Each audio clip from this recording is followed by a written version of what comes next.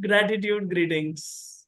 My smile says it all. I'm sitting in front of amazing great leader, Saatvika Mangharam. 1 decade plus of experience in yoga, helping, healing so many thousands of people directly, indirectly, so many families touched. She's a Reiki grandmaster, a tarot leader, and a tarot reader also.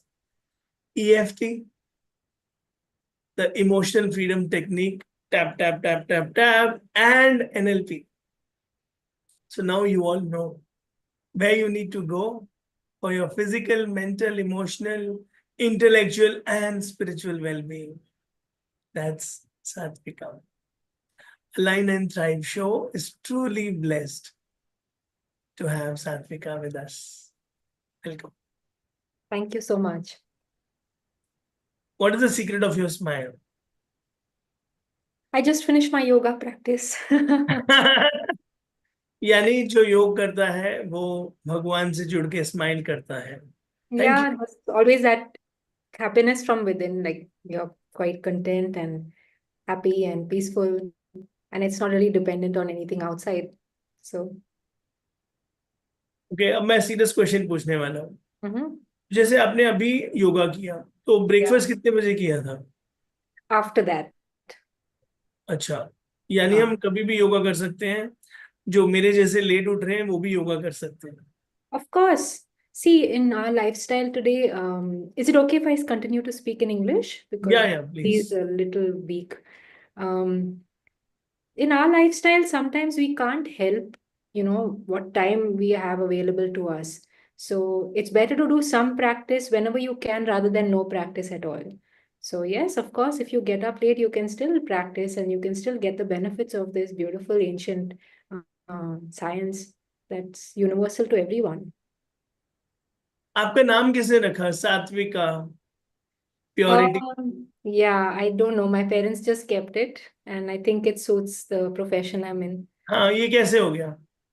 I mummy think that पापा was ने just जबरदस्ती बना दी yoga teacher. मेरी बेटी yoga teacher, मेरी बेटी yeah. Healer. No, there was no such plan like that. ऐसा कोई plan नहीं था, लेकिन it goes well with the profession. तो ऐसा कैसे हो गया? बिकॉज स्कूल में nobody says I want to be a EFT healer, I want to be a Reiki grandmaster.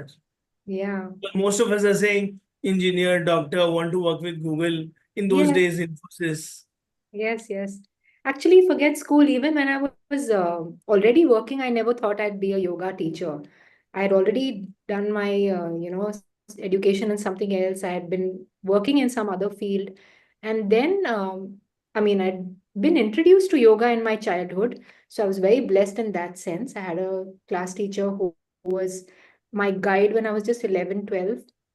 And that left a very deep impression. So later on, when I came back to yoga as an adult, um, something just, I mean, it just sparked something inside. And I knew that this was just the tip of the iceberg. So I actually left my previous profession, went deeper into yoga, spent a few years in ashrams, really learning it in the proper way. And it was the most life-changing and profound experience.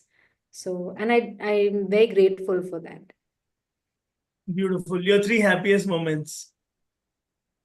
My three happiest moments. Well, I don't have three specific moments if I'm being honest, but would you still like me to choose three? हाँ, चार भी कर सकते हो आप. एक bonus. Well, I think one of the very uh, significant moments, or rather chapters in my life, was when I was with this teacher who turned out to be, she was my class teacher in school, but she taught us meditation and yoga just out of her own pure passion for it. So her energy was a very happy time for me. That being in her energy was a very happy time for me because I saw myself feeling drawn to this without anyone telling me to, like sometimes parents push their kids. None हाँ. of that happened here. I went out of my own interest because the teacher's energy was so attractive and so magnetic. She was such a lovely person. So maybe that was one of the most happy times. And other than that, I would say um, I'm always happy when I finish my classes and my healing sessions because that kind of happiness nothing else gives. There are happy moments from the outside, but this is when your heart opens up, your heart expands, and this kind of happiness is very, very, um, very hard to describe, but also very beautiful. And this is what keeps me motivated to doing what I'm doing. So yeah. I never That's feel like it's one. work. It always feels like a practice for me only. So, yeah. That's one happy moment. One happy person. Yeah. A few more if you have to add. I would say another like a happy time is being around my teachers, all my teachers who are guides on this paths, whether they are yoga teachers, whether they are business teachers like Siddharth, and just being in their energy again, I've always felt very happy because in their energy there is a lot of growth that is happening, and when we are growing, it there's a kind of expansion that happens internally. So that also is like very happy for me. So these are all the happy moments and episodes that I can tell you about. One thing you love about Satvika. I think Satvika is a pretty calm person and pretty self-aware without blowing her own trumpet. Yeah.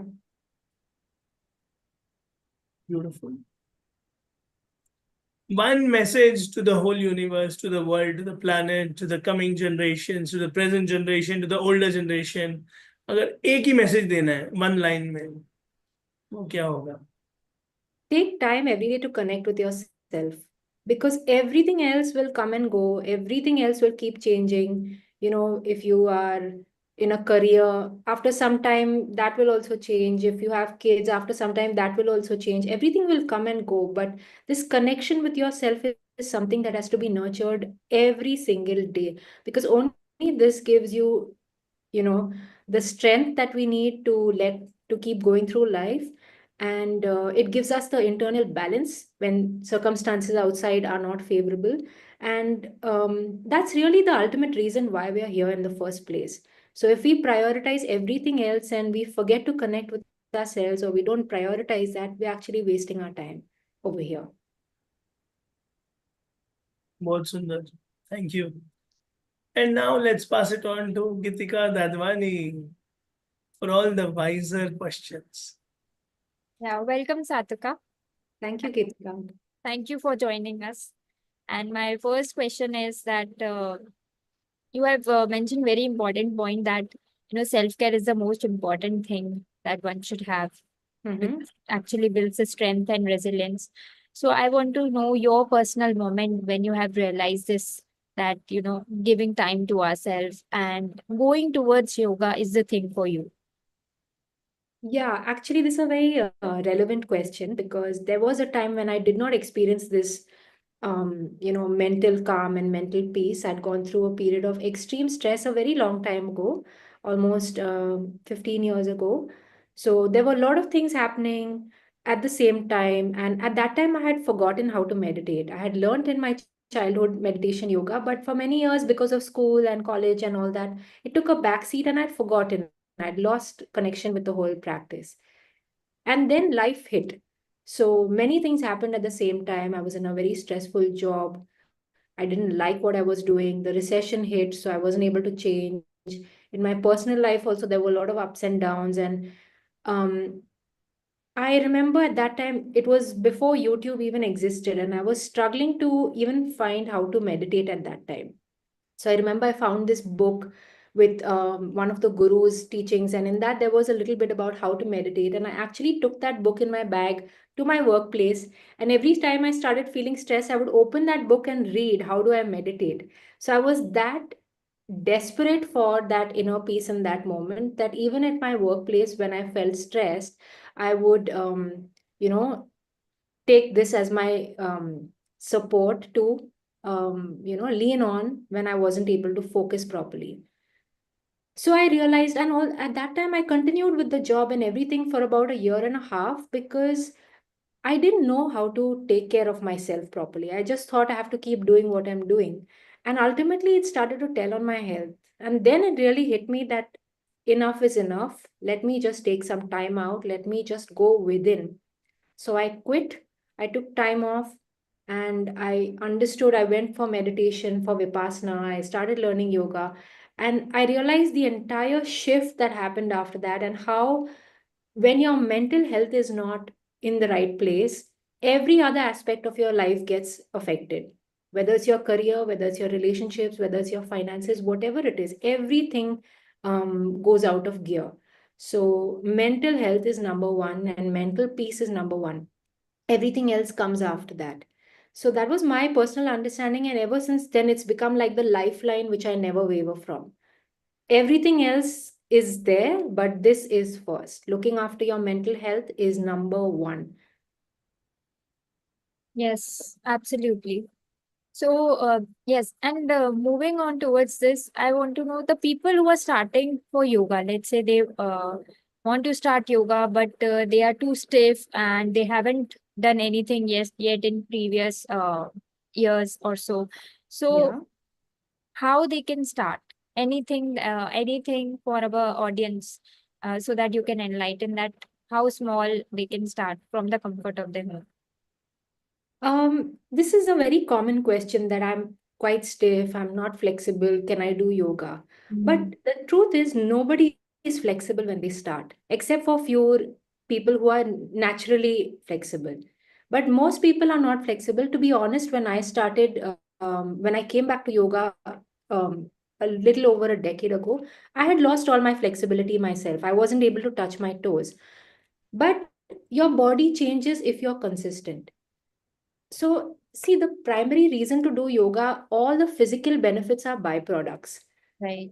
The flexibility, the strength, all of that is all a byproduct of this practice. This practice is really a practice to get to know yourself at a very deep level, and to become that person who you really are at a very deep level, even in your day to day life. So, um, physical health and all of these things are just byproducts, and flexibility is bound to come if you're committed to it. Also, I would say, don't keep flexibility as your primary motive, because see, yoga is like an ocean. If Hmm. you go to yoga with a teaspoon to quench your thirst, then you'll only pick up a teaspoon. Why would you want to drink only a teaspoon when the entire ocean is in front of you? You can take a bucket full, or you can take even more than that. You can just plunge into the water directly. And the Hmm. teaspoon will anyway be inside you, because you're anyway getting that much. So Right. don't limit the potential of yoga only to the physical benefits. That is inevitable. You will definitely get the physical benefits. You will definitely become strong, flexible, and everything else that this practice gives you. But that, if that is your only motivation, then the moment you achieve that, you will stop. Whereas you won't see what else this practice will give you. So come with an open mind and an open heart, ready to receive everything that you can get from it, and surrender fully to this practice. Hmm. It doesn't matter if you're a beginner, if you're doing 15 minutes of practice a day, basic level. Doing advanced postures is not really necessarily advanced practice. That is one way of practicing advanced, doing an advanced practice. But another way of doing advanced practice is doing a very simple physical practice, but with a lot of awareness. That is very, very advanced. When you can make your practice like a meditation, that is very advanced. So yoga can be done by anyone and everyone of all levels.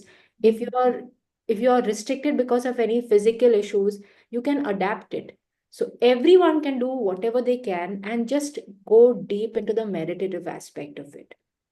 Then it will fill your soul, and won't just not just the benefits are not just restricted to the physical ones.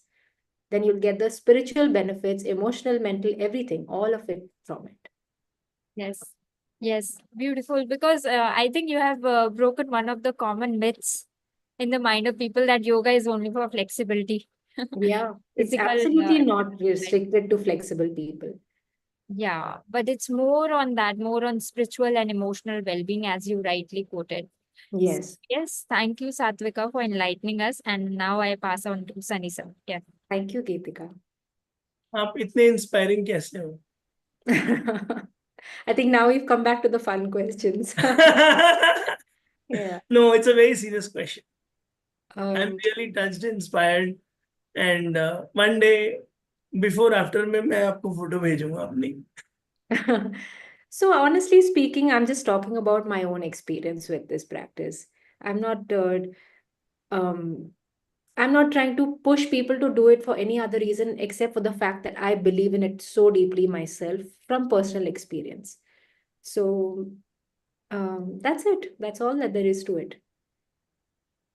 ठीक है, Siddharth sir की 3 qualities कौन सी पसंद है आपको? I really like many qualities about Siddharth.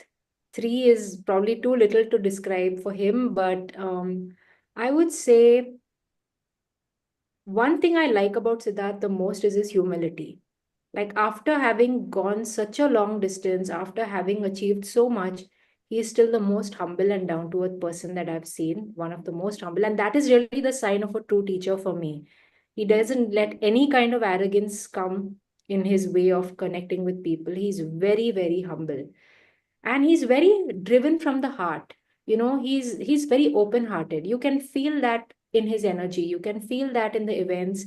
There's this, and it spreads. The whole room is flooded by that. Everyone gets that energy. Everyone starts feeling happy, open hearted. So it's like this ripple effect that just goes out. So people who are very open hearted, connected with the heart, are very, very strong and very, very connected to that deeper truth within. And again, what I like about him is that he is very rooted in his values. Like being in a business and teaching people how to make money, it's very easy to go off track in that game and deviate from your values for short-term profits.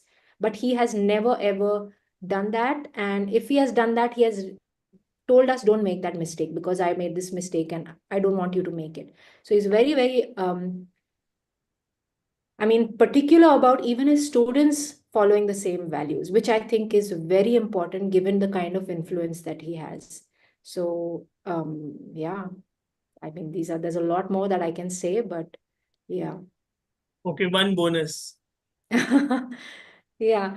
One more thing I like about him is that he says that, if you ever have to correct somebody, don't correct them publicly, say it in private and praise them publicly. So he's always sensitive to how people will feel and empathetic as well. So that empathy and that sense of understanding of how another person will feel is also very, very important for any teacher. Thank you so much for priceless moments, gift of your Thank you. time, Thank you so much. spiritual wisdom, beautiful energy. Let's play one word answers now. Life in one word. A journey, Yoga in one word. connection, Healing in one word. finding yourself, Coaching in one word. sharing, NLP in one word. connection through the mind, Business in one word. win-win, Money in one word. energy, Love in one word. God, Happiness in one word. spirit, Saatvika in one word. simple, हाँ जी. simple. Yes. आप simple हो. आप बहुत inspiring हो. Thank And we you. wish you all the best in all your noble future selfless endeavors. Thank you so much. I really appreciate this and I'm very happy to connect with both of you.